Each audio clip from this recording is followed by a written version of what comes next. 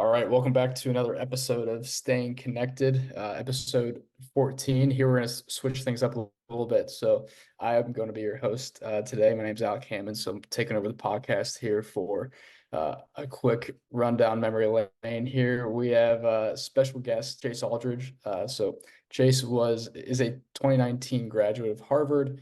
In 2017, he interned for a German football club. 2018, took a position as an intern with the Padres and then officially started his coaching career with the Los Angeles Dodgers in 2019, starting out as a development coach, working his way all the way up to the position as staff coordinator. So, Chase, welcome to your own podcast, man. Yeah, it's glad to be back. It's different being on this side of the interview, but fun.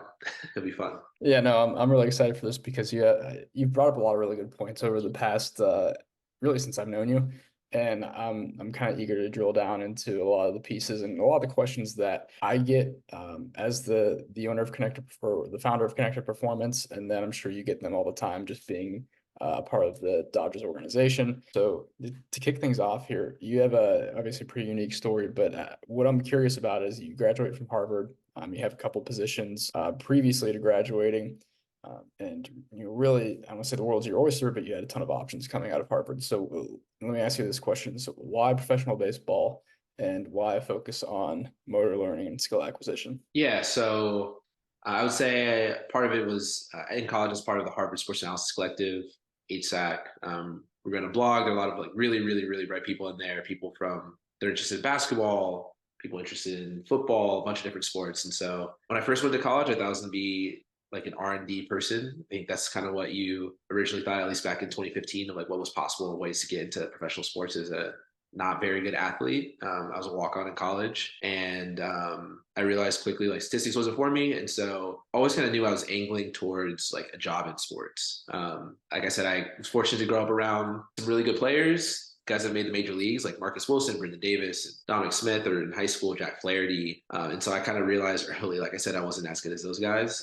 And yeah, so from that point, it just kind of talking to people, figuring out what positions were available within sports, and then specifically within baseball as someone that played college baseball and was fortunate to find a position I found that was in Ogden, Utah with the Dodgers, which enabled me to kind of blend the things, the skills I had acquired, which is like some Spanish stuff, and then really being able to leverage understanding data, manipulating data, doing some data viz stuff, and kind of translating into like, let's call it layman's terms for our coaching staff as a development coach when I first started in 2019. No, that's great. So, you talked about developing everything in the layman's terms for your coaching staff.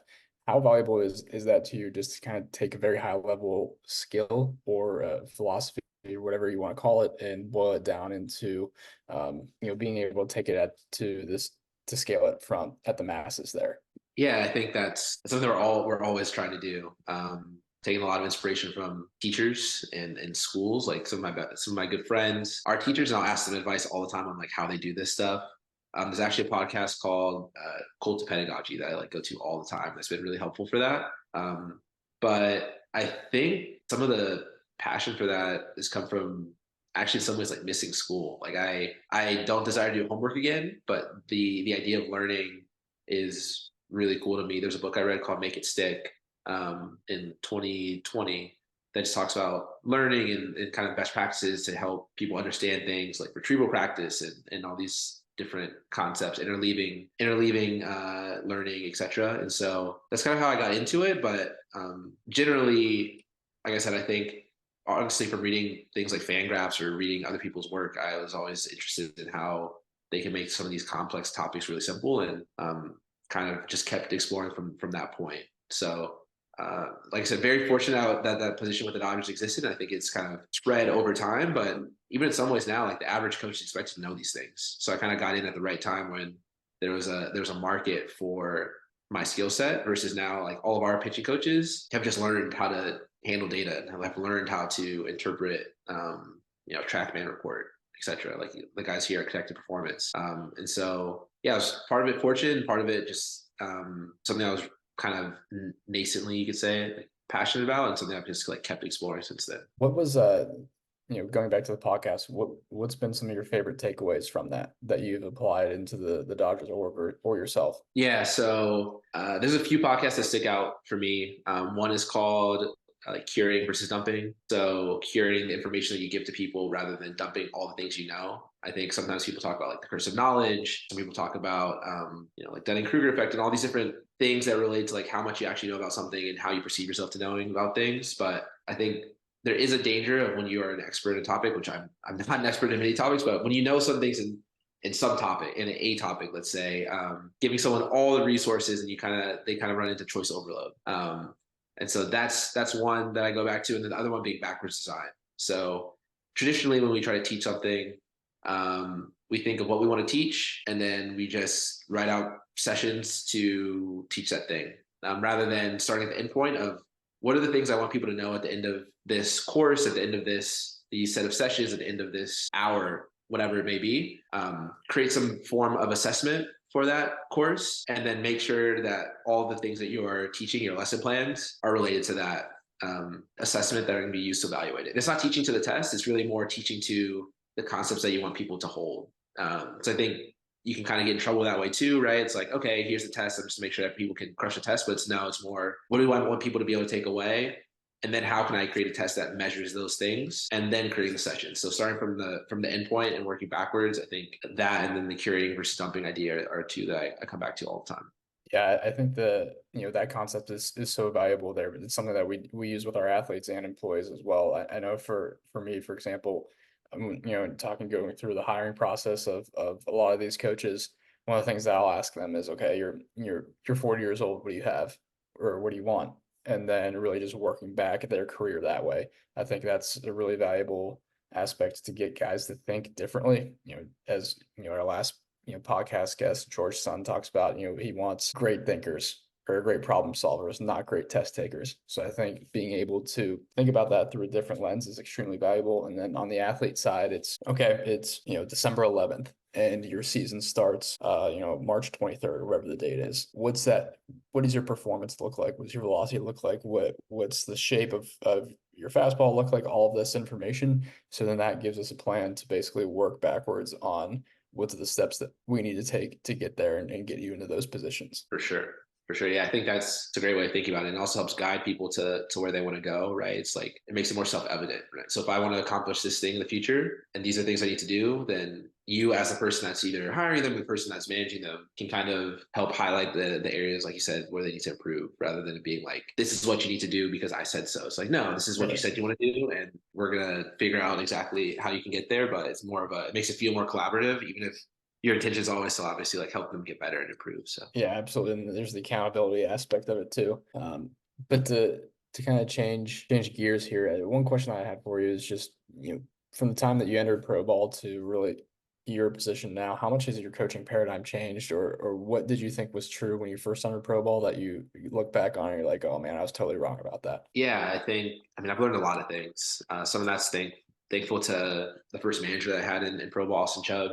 I think you think of professionals and you think everything is serious at first, like everything must be on the line, but these are all people as well, right? Like the players are people, the coaches are people, and people enjoy having fun, people enjoy making jokes, etc. And then also, this was a lesson for me is working on a team and with a team as a coaching staff is, I think, very different than working as a player.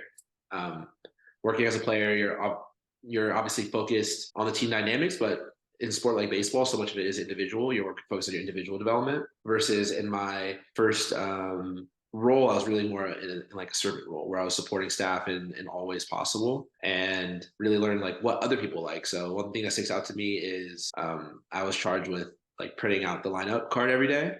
And at first, I would print it out like 5 minutes before our manager went out. And to me, it's like, okay, that's plenty of time because he hasn't gone outside. It's good to go. But for him, he wanted it there like an hour before. And that's something that I learned like, okay, like me, big procrastinator in college, like, okay, that was cool because I got it done. But other people don't always work like that. And that's okay. It's just learning how to work within a team. And I think college sports teaches you that in some ways, but in a professional setting, it's slightly different. So I would say probably those are the main two things. And like I said, these are people. we have fun, we do silly things, we go out, etc. And then also combined with just learning how to be on other people's timeline more versus you're the student, you're the player. It's like, okay, now how do I flip that? How do I become more of a servant? How do I help those around me in a real way rather than doing it just because it also will like tangentially help me. Yeah, and I think you bring up a great point of, growing up, my dad always told me not everybody's you. And, whether that's for better or for worse, I would do something and not think anything of it or, and not really understand how it affected somebody or the way that they thought about it compared to putting yourself in their shoes. And it just makes you think from a completely different angle of what you were either raised or used to interacting with, whether it's college dynamic, professionally, whatever it may be. For those, I'm sure there's a lot of people who are listening right now who don't know what the staffing coordinator for the Dodgers does. Why don't you give us a quick rundown, and then I have a follow-up question for that once you're done there. For sure. Yeah. So in my role, it's really facilitating learning for our coaching staff and player development.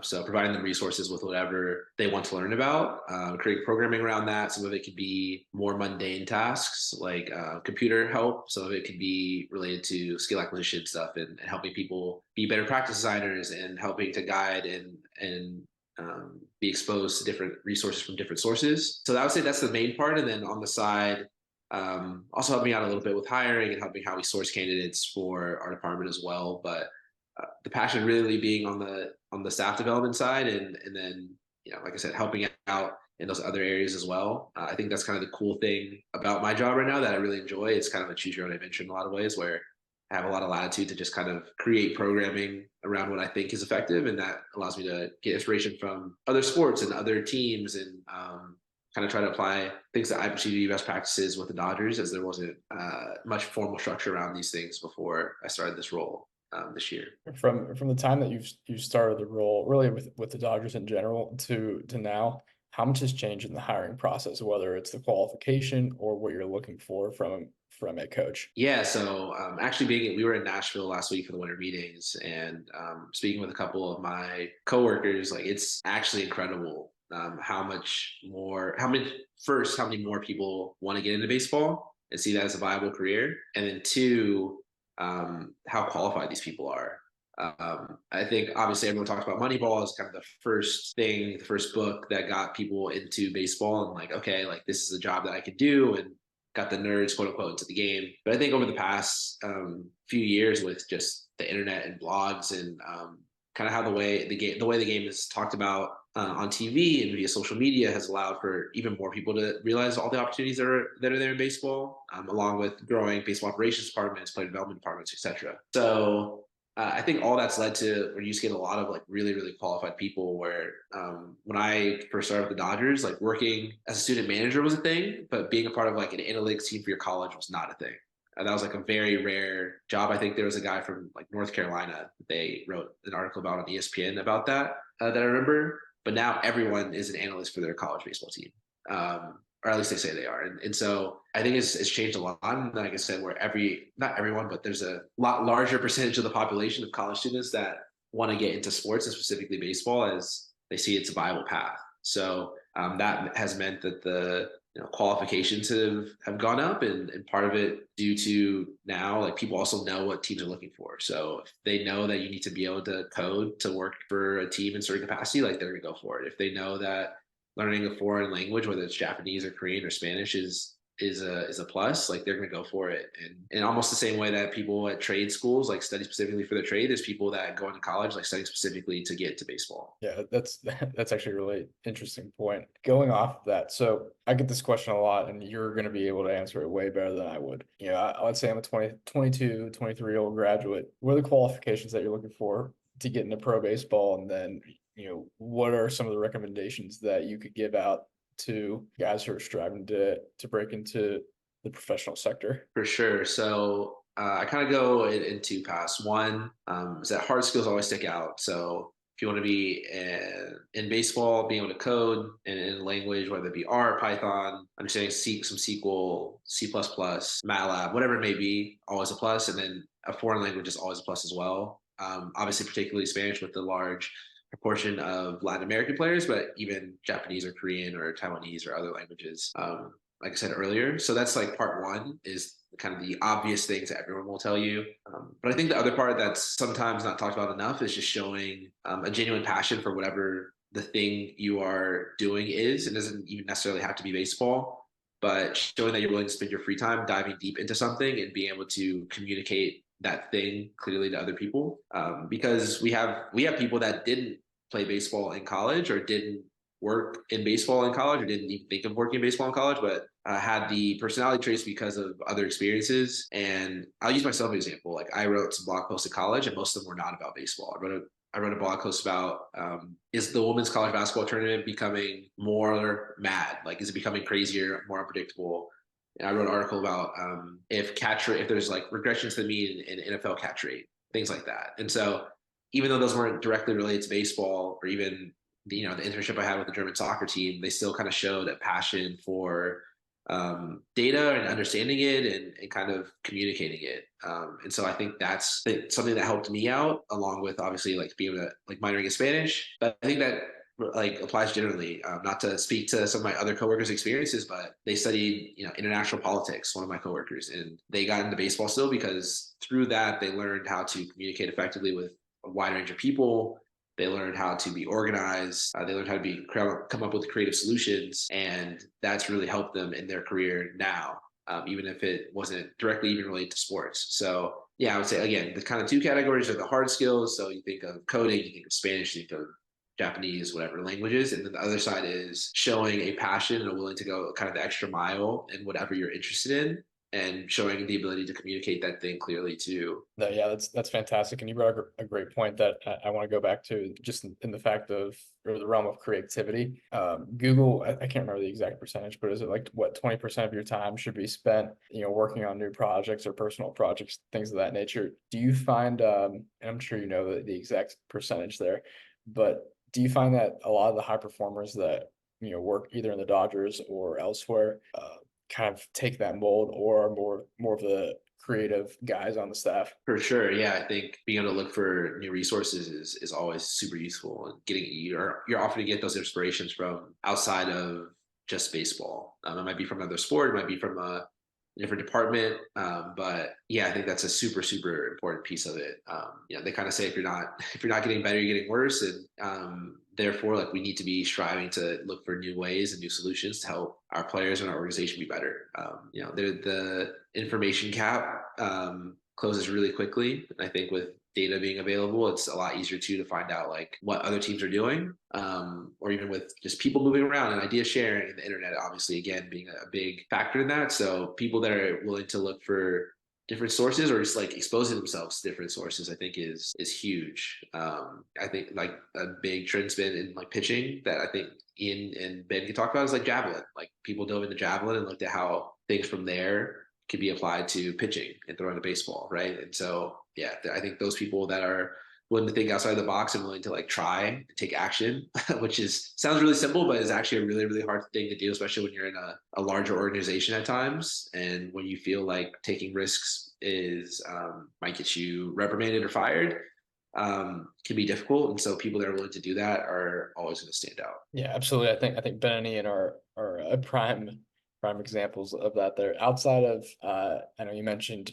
learning tennis, this kind of dead period or off season here. What other skills are you working on, or is on your list to acquire or master? Yeah, so yeah, tennis is it's been going man okay so far.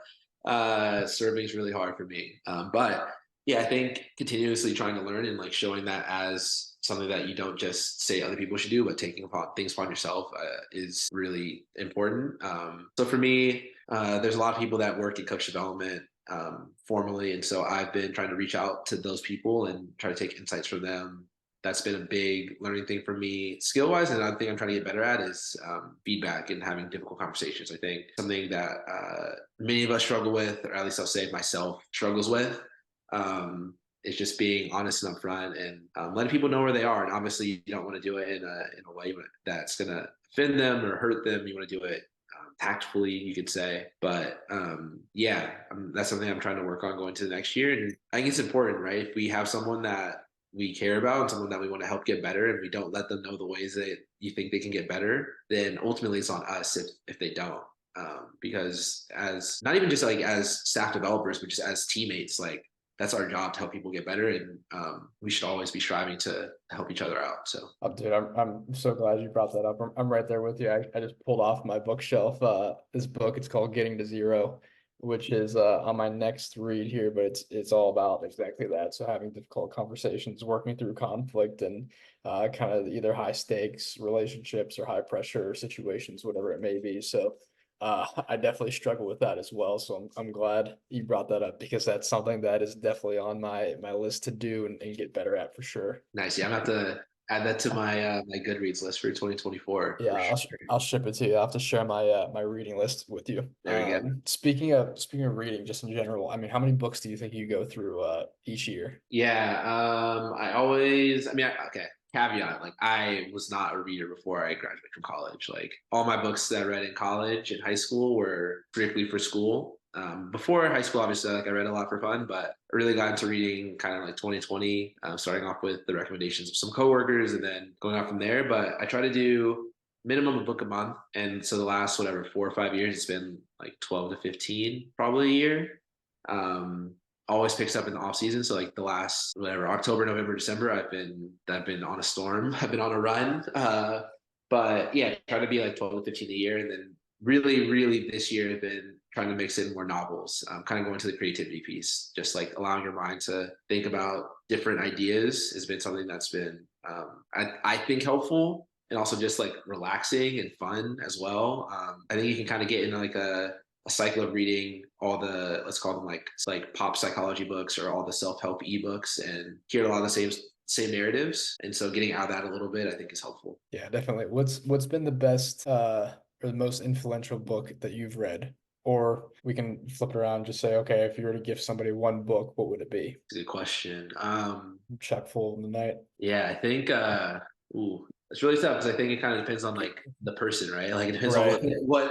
what you're trying to help them out with. I guess from a baseball perspective, I guess I'd probably recommend nonlinear pedagogy. It's really dense and really like slow read, but from a skill acquisition perspective, I'd say that book. And then for a general perspective, as like someone that runs a business, I would say, or just like that works aspires to manage people and hire, etc. I would say Work Rules. It's about how Google hires and does staff development. I think that's been probably the most influential for me. That was recommended to me by a coworker, and it's something that they still people refer to heavily within my organization. And yeah, you can take a lot of insights from that apply to I think any company.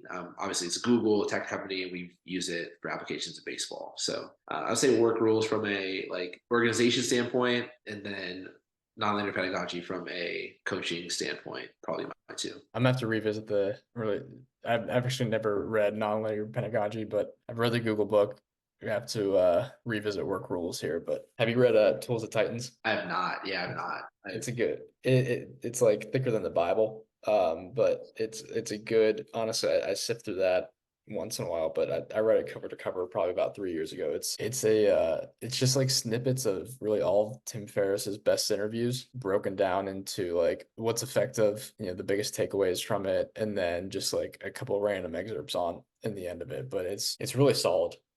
Definitely recommend it if you get some time to sift through it. Nice. Yeah, I have to check in. I think, yeah, it's always fun. I feel like my reading list is always growing, but I always love getting recs from smart people or people I think are smart. Just because yeah, there's so many books that like how do I put this? Basically, like almost every idea that you've had has already been had, All right. and so like taking some humility in that and not trying to reinvent the wheel and like just looking for other smart people that have done smart things and just copy them. Like literally just copy them. There's no shame in that. They've already gone through this trial and error process. Just like take their process or like their 50th iteration of it, do it. You don't need to try to create the process yourself. So or or just apply it into your own industry, right? Which is like, so I read this article probably a year or two ago about this guy who basically adopted the 4 hour work week body or 4 hour work week book. It was like, I'm gonna follow this to a T and then see where it gets me. And this guy ended up, drop shipping or selling, having a website where he sold notebooks and making $10 million a year, working about 8 hours a week. So I'm just at the soft national softball convention for our software connect, and I'm walking through and I'm like, baseball and softball notebooks, what a lame stand. Lo and behold, probably one of the highest traffic stands at this convention, just nonstop, people just walking away with handfuls of notebooks the entire time. I'm like, man, I'm such an idiot. Incredible. Truly incredible. Yeah. But Chase, where obviously, tell us where we can find you, even though Yeah, it's in the show notes, but tell us where we can find you, and leave us with some final words here before we jump off. yeah. I'm on Twitter at Chase Aldridge. Also on Instagram at Chase Aldridge. I don't really use that as much. I'm more of a Twitter guy. But yeah, I mean, feel free to reach out. I think my DMs are open for anyone that has questions about this kind of thing, or like on LinkedIn even too. If you want to reach out there, it's probably like a more formal way to do it. And that's something I feel pretty strongly about is like I've been positioned in the past where like I want to know things and ask people questions. And so like paying that forward to anyone that wants to ask questions in the future, I feel like it's something that we should do if we obviously have the time to do it. And so, yeah, I think that's an important thing. But I think the last thing I'll leave you with or us with today is just the idea that of like finding the fun. And so like this is my personal motto is find the fun. So no matter what you're doing, some people say like be a star in your role, but I just think of like appreciate where your feet are, like breathe, take it in, find the fun. So like an example I always use is when I was in high school, one of my coaches, Frank Pfister, who's still is a mentor and friend to this day, but he would make a game out of picking up baseballs like in the cage. And so yeah, the point is like if you can make picking up baseballs in the cage a fun game, then you can make anything fun. And so that's something that I always come back to, like that idea of making like the mundane tasks in life fun, because that just makes life way more enjoyable. Yeah, and that includes like when I was a player, it's like, all right, if I can get foul balls faster than anyone else, like I'm still having fun. That means on a day-to-day basis, if I can like I don't know, make a game out of like helping someone out, like fix their password. I don't know how I would do that, but gamifying everything, I think is like a hack in life. Just because we all enjoy games and we all enjoy having fun. So yeah, trying to make those mundane tasks fun and finding the fun in like everything that you do, I think is something that I really like hold close. It's a great takeaway right there. Great way to end it too. So all those listeners out there, make sure we're finding the fun, and tune in next week for some more great episodes of Staying Connected.